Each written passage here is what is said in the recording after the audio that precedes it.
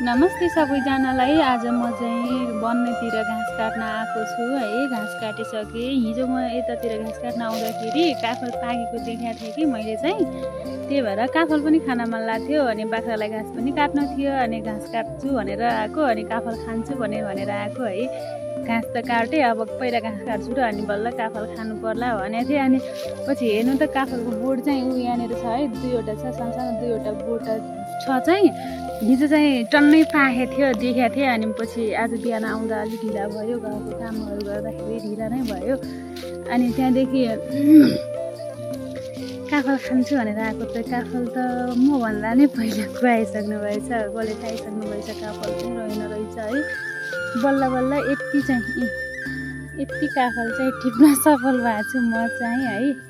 यो काफल अब मैले छोराहरूलाई लैदिने होला कि मैले खाने होला, म त कस्तो अलमलमा परिरहेको छु है। के गर्नु होला त। अब काफल पनि पाकेको रहेन रहेछ, सकिसकेछ पाकेको काफल जति। त्यही भएर यति काफल छ। यो काफल के गरौँ भइरहेछ। ल भनिदिनु त साथीहरू, म के गरौँ।